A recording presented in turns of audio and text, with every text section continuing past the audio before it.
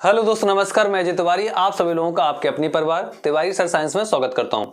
दोस्तों, जैसा कि आप सभी लोगों को मालूम है कि केमिस्ट्री में जो हमारा टॉपिक चल रहा था जिसका नाम था एटम एंड मॉलिक्यूल्स, मतलब अणु और परमाणु वाला जो चैप्टर था, उसको मैं कंटिन्यू थर्ड पार्ट लेके आया हूं। पिछले दोनों पार्ट आपने शायद देख लिए होंगे। अगर वो नहीं देखे तो पहले उनको देख लीजिए, क्योंकि सीक्वेंस वाइज चल रहा है, एक क्रम से। अगर आप उनको देख लोगे दोनों को, तब आपको ये ज्यादा समझ में आएगा। तो आज मैं आपको बताने वाला हूं कि आपने सुना होगा समस्थानिक, समभारिक, जिसको बोलते हैं आइसोटॉप्स, आइसोबार, आइसोन्यूट्रॉनिक, है ना। तो आइसो का मतलब होता है समस्थानिक, समभारिक या जो सम न्यूट्रॉनिक। इस टाइप से बहुत सारे टर्म आते हैं जो आपको पता होने चाहिए, एक दो क्वेश्चन देखने को मिलते हैं। तो इनको समझने के लिए पहले मैं आपको बेसिक बताता हूं कि जो आपका एटॉमिक नंबर, एटॉमिक मास, इनमें थोड़ा सा रिलेशन होता है, जिनको हम थोड़ा सा याद करने के टर्म में सीख सकते हैं। वैसा कोई एक्यूरेट रिलेशन नहीं है कि मैं आपको बताऊं और आपको सारे याद हो जाएं, लेकिन मैं कोशिश करता हूं कि जिससे आपको थोड़ा सा याद हो जाए। तो ठीक है, मैं साइनिंग थोड़ी सी कम कर लेता हूं। अब देखो क्या करना है। सबसे पहले आपको ये समझना है, जो पीरियोडिक टेबल होती है वो आपको पूरी याद करने की जरूरत नहीं है, क्योंकि वहां से क्वेश्चन डायरेक्ट नहीं आता कि बताइए ये किस पे। लेकिन कुछ कुछ एलिमेंट ऐसे होते हैं जो आपको याद करने पड़ेंगे। उसके लिए मैं एक अलग से वीडियो लाऊंगा, आपको मोस्टली समझा दूंगा कि कहां कहां कौन कौन से टर्म आपको याद करने हैं। अभी बस आपको इतना देखना है क्या, कि जो पीरियोडिक टेबल होती है, जितने भी एलिमेंट होते हैं उसमें दो टर्म होते हैं। एक होता है एटॉमिक नंबर और दूसरा होता है एटॉमिक मास, जिसको बोलते हैं परमाणु क्रमांक। दूसरा होता है परमाणु द्रव्यमान या परमाणु भार भी कहते हैं। ठीक है, तो स्टार्टिंग के जो 10 हैं, स्टार्टिंग के 20 आपको याद कर लो लगभग। फिर जो इंपॉर्टेंट होती है, सिल्वर का एटॉमिक नंबर कितना है या गोल्ड का एटॉमिक नंबर कितना है, ऐसे याद जो करने पड़ते हैं। जो ज्यादा इंपॉर्टेंट है, 2 4 5 एलिमेंट बीच के, वो भी याद कर लेना। बाकी का मैं आपको तरीका बता दूंगा कि कैसे क्वेश्चन आते हैं, कैसे आपको सॉल्व करना है। तो स्टार्टिंग के जो 20 होते हैं, जैसे सबसे पहले होता है hydrogen, HELI, BE, BCNO, FNE। यहां तक मैंने 10 लिख दिए है ना। Hydrogen, helium, lithium, beryllium, boron, carbon, nitrogen, oxygen, fluorine और नियोन। इस टाइप से HELI, BE, BCNO, FNE। इसके बाद NaMg, Na मतलब sodium, NaMgAl, SiPs, Cl, Ar, KCa। तो आपको ये 20 हो गए। 20 जो एलिमेंट है वो ये है ना। हाइड्रोजन का जो एटॉमिक नंबर होता है, एटॉमिक नंबर का मतलब होता है क्रम कौन से नंबर पर रखा गया हाइड्रोजन को। तो पहला जो एटॉमिक नंबर है फर्स्ट है हाइड्रोजन का, H। हीलियम का दूसरा है, तो HELI, BE, BCNO, F और Ne। नियोन का कितना होता है 10। इसके बाद सोडियम 11वें नंबर पे आता है, 11, 12, 13। इस टाइप से जो 14, 15, 16, 17, 18, 19 और 20, इस टाइप से ये इसके एटॉमिक नंबर है, परमाणु क्रमांक है। अब परमाणु द्रव्यमान या परमाणु भार आपको याद रखना है कि परमाणु भार जो होता है वो परमाणु क्रमांक का लगभग 2 गुना होता है। लेकिन अब ये बिल्कुल सही बात नहीं है, क्योंकि इससे क्वेश्चन डायरेक्ट नहीं आते, इसलिए मैं आपको थोड़ा सा रफली बता रहा हूं। क्योंकि आप देखोगे कि आप बोलोगे सर ने गलत बताया, तो ये इतना इंपॉर्टेंट नहीं है कि मैं आपको एक एक करके लिखवाऊंगा, और लिखवाऊंगा भी तो आपको याद नहीं हो सकते वो। और जरूरी भी नहीं है, कभी नहीं पूछा गया कि बताइए कि फास्फोरस का एटॉमिक मास कितना है, ये कभी नहीं आता क्वेश्चन डायरेक्टली, है ना। तो आपको याद कैसे करना है, ये याद करो कि जिसका एटॉमिक नंबर इवन है, इवन जैसे यहाँ 4 दिख रहा है, ठीक है, यहाँ पे 6 दिख रहा है, यहाँ पर 8 दिख रहा है। तो जिसका एटॉमिक नंबर इवन है उसका एटॉमिक मास इसका 2 गुना होता है, और जिसका एटॉमिक नंबर ऑड है उसका एटॉमिक मास जो है इसका 2 गुने से 1 ज्यादा होता है। अब क्या बोला मैंने उसको समझो। जैसे मैंने बोला कि मुझे पता करना है कि एल्यूमिनियम है, इसका परमाणु क्रमांक तो 13 है, क्योंकि एटॉमिक नंबर ये लिखा हुआ है, ये क्या है एटॉमिक नंबर। अब हमें एटॉमिक मास देखना है कि एटॉमिक मास कितना होगा। तो क्या याद करना है आपको, कुछ अपवाद हैं उनमें वो छोड़ देंगे हम अपवाद, लेकिन आपको अभी ऐसा याद करो। जैसे यहाँ पे लिखा हुआ है, देखो यहाँ पे जैसे कार्बन है और नाइट्रोजन साथ है, तो मैंने क्या बोला, इन दोनों को अगर मुझे याद नहीं आ रहा है और हमें निकालना है, तो मैंने क्या बोला, अगर जिसका एटॉमिक नंबर इवन है उसका एटॉमिक मास जस्ट 2 गुना हो जाता है अगर इवन है। तो देखो कार्बन का एटॉमिक नंबर 6 है, तो एटॉमिक मास कितना हो जाएगा, तो 6 दूनी 12। लेकिन जिसका एटॉमिक नंबर ऑड है, उसका एटॉमिक मास कितना हो जाएगा, 2 गुने से 1 ज्यादा हो जाता है, 2 गुने से 1 ज्यादा। जैसे यहाँ पे 70 लिखा हुआ है, तो 17 दूनी 34, 1 35। क्लोरीन पे क्या लिखेंगे, क्लोरीन पे लिखेंगे 35। ठीक है, ऐसे यहाँ पे अगर मुझे 19 या 15 है, इसका फास्फोरस का एटॉमिक मास याद करना है तो कितना होना चाहिए, तो आप बोलोगे ए ऑड है 15 दूनी 30 और 1 31, तो आप बोलोगे यहाँ पर ऑड है तो 2 का गुणा करके 1 ऐड करना है हमें।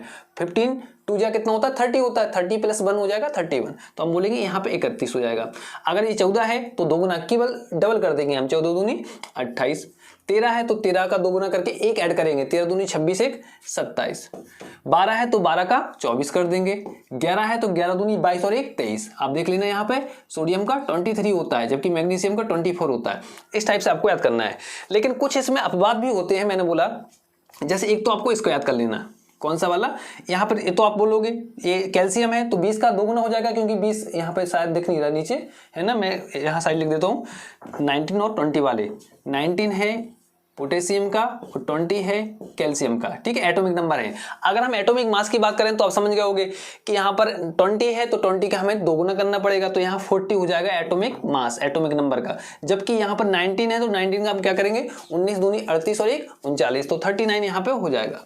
ठीक है, लेकिन अभी यहाँ पे जो एक्सेप्शन है वो कौन कौन से, एक तो आपको ये वाला याद रखना है, दूसरा आपको ये बेरिलियम वाला याद रखना है, तीसरा आपको यहाँ पे फर्स्ट हाइड्रोजन वाला याद रखना है। ठीक है, और नाइट्रोजन का हो गया, क्लोरीन का भी थोड़ा सा याद कर लेना, लेकिन ठीक है 27 34 35 आ जाएगा ये। तो ये आपको याद रखना है। एक तो आर्गन का याद रखना है, क्या कि आर्गन में आपको ऐसा नहीं करना है कि 18 दूनी 36 कर दो। आप याद कर लो कि जो आर्गन है जिसका एटॉमिक नंबर है 18, तो इसका आपको 39.9 है, आप 40 याद कर लो डायरेक्ट, कितना 40। ठीक है, इसको आपको याद करना है। दूसरा आपको इतना याद करना है कि जो नाइट्रोजन होता है, वैसे नाइट्रोजन में हमने याद किया था कि 2 गुने से 1 ज्यादा होगा, क्योंकि ऑड है, एटॉमिक नंबर 7 है तो 7 दूनी 14 15 होना चाहिए, लेकिन इसमें 14 होता है सीधा, तो आपको इसको भी डायरेक्ट याद करना है ना। ये 4 आपको अगर डायरेक्ट याद कर लिए तो वो वाला जो फॉर्मूला मैंने बताया कि अगर ऑड है तो 2 का मल्टीप्लाई करके 1 ऐड करना है, और अगर इवन है तो केवल 2 का मल्टीप्लाई करना है बस। तो ऐसे देखो यहाँ पे एक बेरिलियम का याद करना पड़ेगा आपको कि बेरिलियम में आप केवल 2 गुना कर देते, क्योंकि बेरिलियम का एटॉमिक नंबर 4 होता है, तो आप बोलते 4 दूनी 8 इसका एटॉमिक मास या परमाणु भार 8 होगा, जबकि परमाणु क्रमांक 4 है तो परमाणु भार 8 हो जाएगा। ठीक है, लेकिन इसमें नहीं होगा, इसमें जस्ट क्या हो जाएगा, यहाँ पे 9 होता है बेरिलियम का। तो ये भी याद रखना कि 4 का मल्टीप्लाई 2 का, इसमें थोड़ा सा अपवाद है चारों, इसलिए मैं बता रहा हूँ।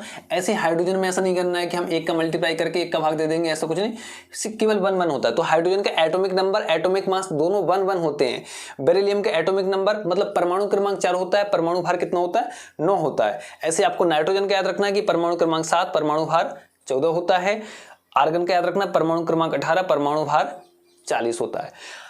अब देखो परमाणु, यहाँ सल्फर का क्या बोलोगे, सल्फर का इवन है तो बिल्कुल डबल कर दोगे, 16 दूनी 32, ये भी हो जाएगा। लेकिन एक चीज याद रखना, मैं बार बार बोलता हूँ परमाणु भार या परमाणु द्रव्यमान एटॉमिक मास कहते हैं इसको। ठीक है ना, तो एक कुछ भी आप बोल सकते हो। अब ये चीज आपको समझ में आ गई। ठीक है, तो अब हम एक चीज और समझते हैं, ये जो बेसिक था ये आपको याद करना है 20 तक। सारे एलिमेंट कौन कौन से होते हैं, तो H He Li Be B C NO F Ne Na Mg Al Si P S Cl Ar K Ca Ac Ti भी कार्बन फीको निकोजन वो गागे ऐसे भरकर बहुत सारे होते हैं। आप अलग अलग टेक्निक से याद कर सकते हो, है ना, कैसे भी करके याद करना है, लेकिन आपको ओनली 20 तक याद करना है। बाकी के कुछ एलिमेंट और हैं वो मैं अलग से टॉपिक आपको प्रोवाइड करा दूंगा, पूरा सारा का सारा याद करा दूंगा। ठीक है, अब एक चीज याद रखो, जैसे मैं कोई भी एलिमेंट लिखता हूँ, एक मैं मान लेते हैं, चलो X लिख दिया मैंने, एक X एलिमेंट है। ठीक है, इसमें मैंने यहाँ पे लिख दिया Z, यहाँ पे लिख दिया मैंने A, और यहाँ पे मैंने कोई भी चार्ज लिख दिया। ठीक है, चार्ज। तो किसी भी एलिमेंट का रिप्रेजेंटेशन होता है वो ऐसे होता है, ऐसे रहता है। किसी भी एलिमेंट का रिप्रेजेंटेशन कैसा होता है, ऐसा होता है, Z A, बीच में एलिमेंट का नाम लिखा रहता है और यहाँ पे चार्ज होता है कि कितना चार्ज है उस पर। ठीक है, तो सपोज करो ऐसे मैंने लिख दिया, जैसे मुझे लिखना है यहाँ पर, मैं मानता हूँ कि मुझे किसका, सोडियम का लिखना है, सोडियम को रिप्रेजेंट करके लिखना है। तो सोडियम ऐसे लिखा नहीं रहेगा कि 11 Na और 23 या 23 लिखा हुआ है, नहीं, उसमें एटॉमिक नंबर जो रहता है वो नीचे रहता है। तो क्या होगा, तो आप बोलोगे सबसे पहले सर एटॉमिक नंबर रहेगा 11 लिखा रहेगा, फिर कौन सा एलिमेंट है, सोडियम है, तो जहां X है वहां पे हम लिख देंगे सोडियम Na। कहीं कहीं बुक में आपको यहाँ लिखा रहेगा, लेकिन हम यहाँ लिख रहे हैं। और जो एटॉमिक मास होता है मतलब परमाणु क्रमांक रहता है नीचे, और परमाणु भार जो होता है वो रहता है इस साइड ऊपर। तो यहाँ पे लिख देंगे हम 23 इसके इस साइड। अब यहाँ पे लिखना पड़ता है चार्ज, है ना। अब जितना उस पर चार्ज है वो हमें देखना पड़ता है कि कितना चार्ज लिखें यहाँ पर, ठीक है। कभी कभी इलेक्ट्रॉन जाते हैं, इलेक्ट्रॉन आते हैं, वो चीज़ आपने देखा होगा Na पॉजिटिव आ जाता है, Cl नेगेटिव आ जाता है ना, तो वो चीज़ यहाँ पे आ जाती है। लेकिन अभी इसमें कोई चार्ज ही नहीं है, कोई एक्स्ट्रा इलेक्ट्रॉन नहीं आया, ना एक्स्ट्रा इलेक्ट्रॉन निकला है, तो वो चीज़ आपको आप बोलोगे ये है परमाणु क्रमांक, ये है परमाणु भार। एटॉमिक नंबर नीचे लिखते हैं, एटॉमिक मास ऊपर लिखते हैं, अगर कोई चार्ज है तो चार्ज यहाँ पे लिख देते हैं, तो ये इसका रिप्रेजेंटेशन होता है। अब आपको एक चीज़ सीखना है कि जो नीचे जो परमाणु यहाँ पर मैंने बोला है कि एटॉमिक नंबर है, ये परमाणु क्रमांक है, तो परमाणु क्रमांक का मतलब क्या होता है? परमाणु क्रमांक का मतलब होता है कि नंबर ऑफ इलेक्ट्रॉन, कितने इलेक्ट्रॉन है, या नंबर ऑफ प्रोटॉन कह सकते हैं। तो कुल मिला के हम बोलेंगे कि जो नीचे वाली वैल्यू है ये बताती है प्रोटॉन की संख्या। क्या बताती है? प्रोटॉन की संख्या। कितने प्रोटॉन है इसमें? सोडियम में कितने प्रोटॉन है? तो हम बोलेंगे सोडियम में 11 प्रोटॉन होते हैं। आपको याद रखना है कि इलेक्ट्रॉन, प्रोटॉन, न्यूट्रॉन, इनको कैसे फाइंड करते हैं कि किसी एलिमेंट में कितने इलेक्ट्रॉन है, कितने प्रोटॉन है और कितने न्यूट्रॉन है।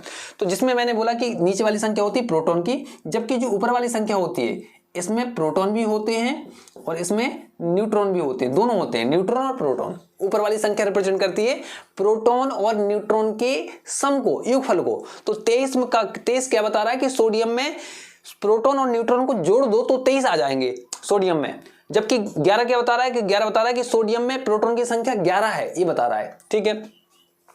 अब बताओ मुझे, अगर मैं बोलूं कि कोई मैंने एलिमेंट दिया आपको, बताओ मुझे इलेक्ट्रॉन, प्रोटॉन, न्यूट्रॉन कितने कितने हैं इसमें, तो आप तुरंत बता दोगे। कैसे? मैं बताता हूं आपको। सबसे पहले आप बोलोगे कि सर देखो एलिमेंट का नाम है 11Na23, ये है एलिमेंट, ठीक है। मैंने यहाँ पे लिख दिया 23, मैंने बोला रिप्रेजेंटेशन सही ऐसा होता है, लेकिन किसी किसी बुक में ऐसा भी लिखा रहता है, इससे हमें मतलब नहीं, क्वेश्चन तो हमें मिलेगा, है ना।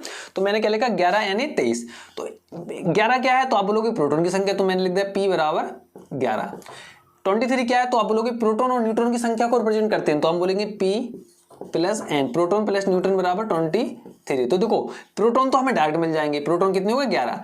अब प्रोटॉन डायरेक्ट पता चल जाएंगे नीचे वाली संख्या से 11 है, तो यहाँ पर हम न्यूट्रॉन निकालना है, तो ऊपर वाली संख्या में से नीचे वाली संख्या घटा दो तो न्यूट्रॉन निकल जाते हैं डायरेक्ट, बिल्कुल सीधे न्यूट्रॉन निकल जाएंगे। जैसे मैंने बोला, तो आप बोलोगे न्यूट्रॉन कितने होंगे, तो आप घटा दो 23 में से 11, जैसे ही माइनस करोगे, क्योंकि प्रोटॉन यहाँ रख देंगे हम, तो 23 में से प्रोटॉन जाएंगे तो न्यूट्रॉन निकल आते हैं। तो कोई भी एलिमेंट निकले आपको क्या याद रखना है? जैसे मैंने बोला कि बताइए 12 Mg24, ठीक है, ऐसा लिख दिया। तो अब मैं बोलूं बताओ ये इलेक्ट्रॉन कितने हैं, तो आप बोलोगे इलेक्ट्रॉन प्रोटॉन बराबर ही रहते हैं, जब तक ये कोई उसमें ये अगर प्लस माइनस नहीं लिखा है, 2 प्लस 2 माइनस ऐसा नहीं लिखा है, तो प्रोटॉन की संख्या और इलेक्ट्रॉन की संख्या समान ही रहती है। अभी बस आप प्रोटॉन और न्यूट्रॉन की बात करते हैं, तो नीचे वाली संख्या हमेशा बताती है प्रोटॉन की संख्या को, तो 12 है प्रोटॉन। और न्यूट्रॉन कैसे निकालते हैं?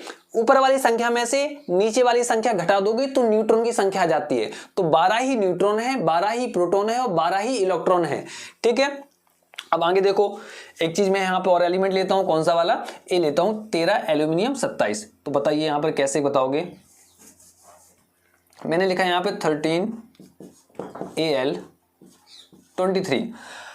अब मैंने आपको बताया जब तक कि कोई आयन ना हो, उस पे किसी भी एलिमेंट पे कोई आयन नहीं है, प्लस माइनस नहीं लगा है, तब तक इलेक्ट्रॉन और प्रोटॉन की संख्या बराबर रहती है। तो मैं बोलूंगा कि इसमें 13 प्रोटॉन है, प्रोटॉन की संख्या कितनी है? 13। न्यूट्रॉन की संख्या कितनी है? तो आप बोलोगे पहले तो आयन नहीं है तो प्रोटॉन और इलेक्ट्रॉन की संख्या बराबर होगी, अगर प्रोटॉन 13 है तो इलेक्ट्रॉन भी 13 हो जाएंगे। क्यों?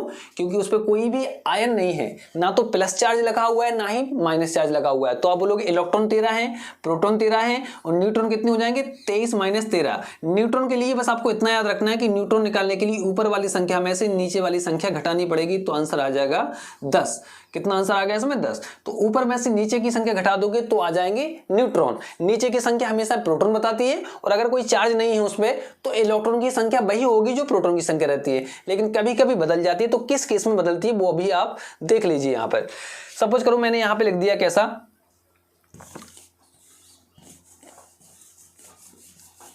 यहां देखिए, यहां पर मैंने एक एलिमेंट लिख दिया Al, एल्यूमिनियम ट्रिपल पॉजिटिव, है ना। मैंने लिख दिया Al ट्रिपल पॉजिटिव, 3 बार पॉजिटिव लगा दिया साइन, ठीक है। और मैंने लिख दिया यहां पे Cl नेगेटिव, Cl नेगेटिव,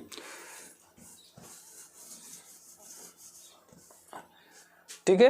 तो देखो Al ट्रिपल पॉजिटिव लिखा हुआ है, Cl नेगेटिव लिखा हुआ है। अब बताना है यहाँ पे, अगर एल्यूमिनियम है तो यहाँ पे बताइए एटॉमिक नंबर कितना होगा एल्यूमिनियम का, तो आप बोलोगे 13 एल्यूमिनियम का एटॉमिक नंबर है, और इस टाइप से मैंने बता दिया, ठीक है। ऐसे मैंने क्लोरीन का यहाँ बनाया Cl नेगेटिव, यहाँ क्लोरीन है तो क्लोरीन का कितना होता है, तो आप बोलोगे क्लोरीन का होता है 17 और यहाँ पे लगभग 35 जो भी आएगा आप समझ जाना। NOF Ne Na Mg Al Si PS Cl 12 13 14 15 16 17 17 ही रहता है, ठीक है ना। तो 17 35 और Cl-1 लिखा हुआ है। अब यहाँ पे इलेक्ट्रॉन की संख्या में थोड़ा सा परिवर्तन आ जाता है। जो माइनस शो करता है कि इलेक्ट्रॉन ज्यादा आ गए, मतलब एक्स्ट्रा इलेक्ट्रॉन आ गए जितने भी। अभी आप क्या बोल रहे थे, तो आप बोलोगे प्रोटॉन कितने हैं ऊपर वाले में, तो प्रोटॉन आप बोलोगे 13 है, बिल्कुल सही। फिर मैं बोलूंगा बताइए न्यूट्रॉन कितने हैं, यहाँ पे लाइन खींच देता हूँ मैं, न्यूट्रॉन पूछूंगा न्यूट्रॉन कितने हैं, तो आप बोलोगे 27 - 13। न्यूट्रॉन की संख्या कितनी आ जाएगी, 27 - 13। तो न्यूट्रॉन की संख्या निकाल लोगे आप, प्रोटॉन की निकाल लोगे। अब मैं बोलूंगा इलेक्ट्रॉन की संख्या कितनी है, तो बस आपको इतना याद रखना, आप बोलोगे जितने प्रोटॉन होते हैं उतने ही इलेक्ट्रॉन थे अभी, तो 13 लिख दो, ठीक है। अब ये देखो कि यहाँ पे प्लस लगा है कि माइनस लगा है। अगर प्लस लगा है तो माइनस करना है, माइनस लगा है तो प्लस करना है, क्योंकि इलेक्ट्रॉन पर चार्ज माइनस में होता है, नेगेटिव होते हैं इलेक्ट्रॉन। अब इस कैसा रहता है, नेगेटिव। तो अगर नेगेटिव है उसमें तो इसका मतलब होता है कि इलेक्ट्रॉन एक्स्ट्रा आ गया उस पर, तो जुड़ जाता है। और प्लस है तो इसका मतलब इलेक्ट्रॉन उससे चले गए हैं, तो माइनस हो जाता है। बस इतना याद रखना है। तो आप बोलोगे इलेक्ट्रॉन कितना है, तो मैं बोलूंगा पहले प्रोटॉन की संख्या ही इलेक्ट्रॉन की संख्या होती थी, तो इलेक्ट्रॉन बराबर 13, लेकिन यहाँ पे 3 प्लस लिखा है तो हम 3 माइनस कर देंगे, 3 माइनस कर देंगे तो 10 इलेक्ट्रॉन इसमें है। ऐसे इसमें करेंगे प्रोटॉन की संख्या, तो आप बोलोगे 17। न्यूट्रॉन की संख्या कितनी हो जाएगी, तो 35 - 17। अगर इलेक्ट्रॉन की संख्या पूछेंगे तो आप बोलोगे 17 तो थी, लेकिन एक माइनस आ गया, लेकिन माइनस है तो प्लस करेंगे, एक आ जाएगा 18। तो इलेक्ट्रॉन की संख्या कितनी आ जाएगी, 18। तो अब हम चलते हैं इसके क्वेश्चन पर, जो क्वेश्चन आते हैं एग्जाम में और जहां से प्रश्न देखने को मिलता ही मिलता है। तो चलिए चलते हैं। क्वेश्चन है जिसमें लिखा हुआ है, बताइए एक एलिमेंट या एक ऐसा तत्व है जिसमें प्रोटॉन, इलेक्ट्रॉन तथा न्यूट्रॉन की संख्या क्रमशः 16 18 16 है। तो इनके मान बताना है। जैसे Z लिखा हुआ है, X A और चार्ज, कितना चार्ज रहेगा ये आपको ध्यान रखना है। इसमें क्या लिखा देखो यहाँ पर, Z A चार्ज और x का मतलब क्या है। जैसे यहाँ पे x का मतलब सोडियम लिखा है, मैंने ऐसे लिख दिया, तो सोडियम का मतलब x से कंपैरिजन सोडियम का हो रहा है। z का कंपैरिजन हो रहा है 11 से, जिसको बोलते हैं एटॉमिक नंबर, और a का कंपैरिजन हो रहा है 23 से, जिसको बोलते हैं एटॉमिक मास। और चार्ज का मतलब जैसे लिखा रहता है plus minus, Na positive Cl negative, वो वाला है, ठीक है। तो आपको बस ऐसे क्वेश्चन अगर आते हैं तो कैसे सॉल्व करना है कि प्रोटॉन मतलब 16 है, तो प्रोटॉन की संख्या कितनी है, 16 है, और इलेक्ट्रॉन की संख्या कितनी रहेगी, 18 है, और यहाँ पर न्यूट्रॉन की संख्या कितनी रहेगी, न्यूट्रॉन की संख्या भी 16 है। तो देखो 16 18 16। अब मैंने आपको बोला कि प्रोटॉन की संख्या जितनी भी रहती है वो यहाँ पे Z की जगह पे आती है हमेशा, तो यहाँ पे 16 रख देंगे हम Z की जगह पे, ठीक है। और 16 का मतलब एटॉमिक नंबर 16 किसका होता है, एटॉमिक नंबर आप बोलोगे तो सल्फर आ जाएगा, H He Li Bc NO F Ne Na Mg Al Si PS, sulphur आ जाएगा। तो कितना आ जाएगा यहाँ पे, सल्फर। अब यहाँ पे ए का मतलब होता है न्यूट्रॉन प्लस प्रोटॉन दोनों का, है ना। तो न्यूट्रॉन आपको दिख रहे हैं कितना है, यहाँ पर 16 है, प्रोटॉन भी कितने हैं 16 हैं, तो 16 और 16 32, तो यहाँ पे आ जाएगा 32। अब बस आपको इलेक्ट्रॉन पे थोड़ा सा ध्यान देना पड़ता है, बल्कि सब सेम लिख जाता है। यहाँ पे Z का मतलब होता है प्रोटॉन की संख्या, नीचे लिख दो। ऊपर A का मतलब होता है प्रोटॉन प्लस न्यूट्रॉन दोनों का योगफल, तो प्रोटॉन और न्यूट्रॉन को ऐड करके ऊपर लिख दो। बस लास्ट में जो चार्ज वाला फैक्टर है इसको ध्यान रखना पड़ता है, क्या कि इलेक्ट्रॉन कितने हैं, इलेक्ट्रॉन है 18, इलेक्ट्रॉन है 18 होने चाहिए। अभी इलेक्ट्रॉन ये प्रोटॉन की संख्या को भी दर्शाते हैं और इलेक्ट्रॉन की संख्या को भी दर्शाते हैं, 16 जो दिख रहे हैं यहाँ पे। तो इलेक्ट्रॉन अभी 16 है, 2 और लाना है हमें, तो 2 माइनस लगा देंगे हम, 2 इलेक्ट्रॉन आ गए। जितने माइनस लगा रहता है, या -2 या 2 माइनस ऐसा लिखा रहेगा, आप इसको ऐसा भी लिख सकते हो, S -2 यहाँ पर 32 और यहाँ पे 16। इसका मतलब है कि इस जो एलिमेंट है इसमें 16 न्यूट्रॉन है, 18 इलेक्ट्रॉन है और 16 प्रोटॉन है, क्योंकि यहाँ पे 2 इलेक्ट्रॉन एक्स्ट्रा आ गए। 16 इलेक्ट्रॉन तो ये थे, 2 एक्स्ट्रा आ गया तो इलेक्ट्रॉन हो गया 18, लेकिन प्रोटॉन की संख्या 16 ही है। तो प्रोटॉन की संख्या नीचे वाला दर्शाता है, लेकिन इलेक्ट्रॉन की संख्या अगर प्लस माइनस लगा हुआ है तो चेंज हो जाता है। तो अब हम चलते हैं, जो सारी कहानी बताई थी वो इस प्रकार के क्वेश्चन के लिए बताएगी, क्योंकि पिछली बार जो रेलवे है ऐसे क्वेश्चन आए थे रेलवे के एग्जाम में, तो आपको ध्यान रखना, बिल्कुल एग्जाम में देखने को मिलेंगे ऐसे क्वेश्चन। पहला जो हिंदी टर्म है समस्थानिक, फिर संभारिक, फिर सम इलेक्ट्रॉनिक और सम न्यूट्रॉनिक, ठीक है। इन चारों को मैं समझाने वाला हूं आपको, क्योंकि अब आपको समझ में आ गया कि हमें इलेक्ट्रॉन प्रोटॉन न्यूट्रॉन की संख्या कैसे निकालनी है। अगर सारे एलिमेंट में इलेक्ट्रॉन समान है तो हम बोलेंगे सम इलेक्ट्रॉनिक है, अगर सारे एलिमेंट में प्रोटॉन समान है तो हम बोलेंगे सम, वैसे प्रोटॉन का मतलब है परमाणु क्रमांक समान है तो हम बोलेंगे समस्थानिक है, परमाणु भार समान है। तो इस टाइप से कैसे क्वेश्चन बनते हैं वो देखते हैं। तो हम बात करते हैं सबसे पहले समस्थानिक, समस्थानिक का मतलब होता है कि एक ही तत्व के ऐसे परमाणु जिसके परमाणु क्रमांक तो समान होते हैं लेकिन परमाणु भार भिन्न भिन्न होते हैं, समस्थानिक कहलाते हैं। जैसे एक ही तत्व की क्यों मैंने कि एक ही अणु के या फिर एक ही अणु के ऐसे परमाणु, कहने का मतलब है जो एटम होता है वो सेम होना चाहिए तभी समस्थानिक हो सकता है। जैसे आपने बोला होगा हाइड्रोजन की 3 समस्थानिक होते हैं, 1s1, 1h2, 1h3, protium, deuterium, ट्राइटेरियम, इस है ना, इसको भारी जल बोलते हैं 1h2 को, जिसको D2O कहा जाता है, भारी जल है ना। एक होता है H2O वो जल होता है, लेकिन D2O वो होता है भारी जल, जिसको बोलते हैं ड्यूटेरियम, 1h2 भी कहा जाता है उसका, उसको ऐसे भी रिप्रेजेंट कर सकते हैं 1h2 से, या उसको बोल सकते हैं ड्यूटेरियम D2O भारी जल, ठीक है।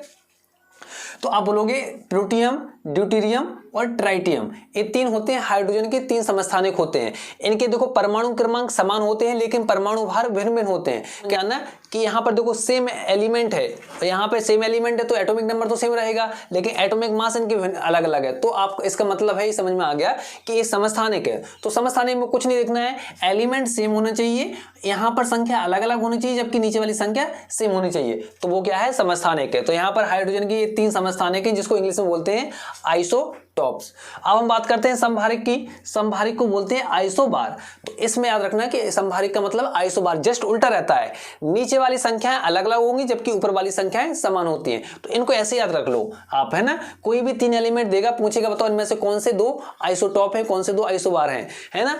इंग्लिश में भी पूछ सकता है, इसलिए ध्यान रखना समस्थानिक, संभारिक, आइसोटॉप्स, आइसोबार, ठीक है। अगर मैंने ऐसे लिखा, देखो यहाँ पे इसको समझना, जैसे अभी मैंने आपको बताया था कि आर्गन है उसका एटॉमिक नंबर 18 है जबकि कैल्शियम का एटॉमिक नंबर होता है 20, तो 20 से यहाँ पर 40 दोनों का आर्गन है और यहाँ पे 40। आर्गन का भी एटॉमिक मास 40 होता है, कैल्शियम का भी एटॉमिक मास 40 होता है, जबकि इसको एटॉमिक नंबर इसका 18 होता है, इसका होता है 20। अब इनको बोला जाता है आइसोबार या संभारिक। कहने का मतलब ये अलग अलग एलिमेंट होते हैं, ये एक ही तत्व के अलग अलग परमाणु थे, लेकिन ये इसमें एलिमेंट जो वो अलग होना चाहिए, एलिमेंट अलग होना चाहिए, उनके एटॉमिक जो मास होता है वो समान होना चाहिए। तो देखो यहाँ पर दोनों कंडीशन, तो किसी भी तत्व के ऐसे परमाणु या ऐसे एलिमेंट जिनके परमाणु भार तो समान होते हैं जबकि परमाणु क्रमांक अलग अलग होते हैं, संभारिक कहलाते हैं, इनको आइसोबार भी कहा जाता है। तो बस इतना नोट करना है आपको कि ऊपर वाली संख्या है वो सेम होनी चाहिए, एलिमेंट अलग अलग होना चाहिए, ठीक है। और ये एटॉमिक नंबर अलग अलग तो होगा ही होगा, जब यहाँ पर एलिमेंट अलग होंगे तो एटॉमिक नंबर ऑटोमेटिक अलग हो जाएगा, ठीक है। तो आपको बस ये चेक करना है कि दोनों अलग अलग होना चाहिए, जो भी एलिमेंट है, और इनका एटॉमिक मास समान होना चाहिए, मतलब वो है आइसोबार या संभारिक। और इसमें क्या बोलोगे आप कि एलिमेंट सेम होना चाहिए, एलिमेंट सेम होने चाहिए, और एलिमेंट सेम रहेगा तो ऑटोमेटिक जो एटॉमिक नंबर है वो सेम रहेगा, लेकिन एटॉमिक मास है वो अलग अलग होना चाहिए। तो इनमें आपको समझ में आ जाएगा। सेम इनमें इसमें लिखा है सम इलेक्ट्रॉनिक या आइसो इलेक्ट्रॉनिक, ऐसे यहाँ पर सम न्यूट्रॉनिक होता है, आइसो न्यूट्रॉनिक। अब बताइए यहाँ पर सम इलेक्ट्रॉनिक की अगर हम बात करते हैं तो जैसे मैंने यहाँ पे लिख दिया, जैसे मैंने आपको मालूम होगा कि सोडियम होता है, तो सोडियम अगर हम प्लस लिखें तो इसका मतलब 1 इलेक्ट्रॉन उससे बाहर हो गया, तो यहाँ पे मैंने लिख दिया Na प्लस लिख दिया, और ऑक्सीजन के साथ मैंने लिख दिया ऑक्सीजन -2, है ना, 2 नेगेटिव चार्ज लगा दिए ऑक्सीजन के साथ, ठीक है। अब आप बताओ मुझे, अगर मुझे पता करना है कि बताइए इसमें कौन कौन से सम इलेक्ट्रॉनिक हैं, किस किस में इलेक्ट्रॉन की संख्या समान है, बताइए। यहाँ पे अगर मुझे पता करना है कि कौन कौन से सम इलेक्ट्रॉनिक है, तो इनमें से कौन से एलिमेंट सम इलेक्ट्रॉनिक के क्वेश्चन आ गया, मान लो ये कि Na पॉजिटिव और ऑक्सीजन डबल नेगेटिव, तो आपको इलेक्ट्रॉन निकालने पड़ेंगे। आपको पता होना चाहिए सोडियम है मतलब 11 इसका एटॉमिक नंबर होता है, यहाँ पे भी 11 रहेगा, और ऑक्सीजन का कितना रहता है, 8 रहता है। अब बताओ मैंने क्या बताया था आपको कि इसमें इलेक्ट्रॉन निकालना हो तो इलेक्ट्रॉन की संख्या नीचे वाली संख्या जो प्रोटॉन की बराबर ही रहती है, अगर वो आयन नहीं है कोई, अगर आयन है तो चेंज हो जाती है। तो बताइए इसमें जो Na है इसमें कितने इलेक्ट्रॉन है, तो आप बोलोगे Na में जो इलेक्ट्रॉन की संख्या है वो 11 ही रहेगी, क्योंकि इलेक्ट्रॉन प्रोटॉन बराबर रहेंगे, क्योंकि कोई आयन नहीं है इसमें। फिर मैं बोलूँ बताओ Na पॉजिटिव पे कितना चार्ज इलेक्ट्रॉन रहेगा, तो आप बोलोगे Na पॉजिटिव है, इस पे पहले तो हम 11 ही लिख देंगे, प्लस है तो माइनस करके 1 घटा देंगे तो आंसर आ जाएगा 10 इलेक्ट्रॉन। सेकंड वाले में कितने इलेक्ट्रॉन है, 10 है। अगर मैं बोलूँ ऑक्सीजन 2 माइनस ऑक्सीजन -2, इस पे कितने इलेक्ट्रॉन है? तो आप बोलोगे इलेक्ट्रॉन की संख्या निकालने की सबसे पहले हमें देखना पड़ेगा एटॉमिक नंबर कितना है, वो है 8, तो 8 लिख देंगे और 2 माइनस है तो 2 हम प्लस कर देंगे, तो इसमें अभी कितना आ गया 10। तो बताओ यहाँ पे देखो इलेक्ट्रॉन की संख्या ऑक्सीजन 2 माइनस पर भी है और Na पॉजिटिव चार्ज जो है उस पर भी है, तो हम बोलेंगे कि Na प्लस जो है आयन और ऑक्सीजन -2 या 2 माइनस, ये दो एक दूसरे के कैसे हैं, सम इलेक्ट्रॉनिक हैं, क्योंकि इनमें इलेक्ट्रॉन की संख्या समान है इसलिए ये कैसे हैं, सम इलेक्ट्रॉनिक है। बिल्कुल सेम कॉन्सेप्ट आता है, वो सबसे ज्यादा क्वेश्चन आने वाला ये है। वैसे तो ये दोनों आते हैं समस्थानिक संभारिक वाले, लेकिन इसके साथ एक ये भी आता है जिसको हम बोलेंगे सम न्यूट्रॉनिक, और ये कॉन्सेप्ट इसलिए बड़ा सिंपल भी आता है। मैंने ऐसे एलिमेंट लिख दी x बाई जेड, यहाँ x पे मैंने मान लिया सपोज करो कि एक 7 37 है, 8 38 है और 11 40 है, और ऐसा मैंने नहीं दिया, ऐसे कभी कभी एग्जाम में क्वेश्चन भी आते हैं। जरूरी नहीं कि रियल एलिमेंट हो आपके सामने, हो सकता है वो x y z करके लिख दे यहाँ पे कुछ भी कि बताइए x इतने, y इतने, z इतने, बताओ इनमें कौन कौन से सब न्यूट्रॉनिक है ना, आइसो न्यूट्रॉनिक कौन कौन से हैं, तब आपको थोड़ी सी प्रॉब्लम हो सकती है। तो बताओ इसमें कैसे इसका आंसर आएगा, आप बता सकते हो क्या कि इसका आंसर कैसे आएगा, कौन कौन से हैं, बताओ x बाई सब न्यूट्रॉनिक हैं कि बाई जेड है? तो अभी मैंने आपको बताया था सब न्यूट्रॉनिक का मतलब है कि ऐसे एलिमेंट जिनमें न्यूट्रॉन की संख्या समान हो। न्यूट्रॉन की संख्या निकालते कैसे हैं, ऊपर वाली संख्या में से नीचे वाली संख्या को माइनस कर देंगे तो न्यूट्रॉन की संख्या आ जाती है, क्योंकि ऊपर होता है प्रोटॉन और न्यूट्रॉन का योगफल और नीचे होते हैं प्रोटॉन। तो अब हम बताओ 37 में से 7 जाएंगे तो 30 बचेंगे, तो 30 इसमें न्यूट्रॉन है पहले वाले एक्स एलिमेंट में। 38 में से 8 जाएंगे तब भी 30 न्यूट्रॉन बचे, तो दूसरे वाले में भी कितने न्यूट्रॉन है, 30 न्यूट्रॉन है। तीसरे में हम 40 में से 11 जाएंगे तो 30 और एक और जाएगा तो 29 बचे रहेंगे, तो यहाँ पर बचे 29। कहने का मतलब है स्टार्टिंग की जो 2 एलिमेंट हैं उसमें 30-30 मतलब 30 और 30 दोनों में समान न्यूट्रॉन की संख्या है, इसलिए x और y कैसे हो जाएंगे, एक दूसरे के सम न्यूट्रॉनिक हो जाते हैं।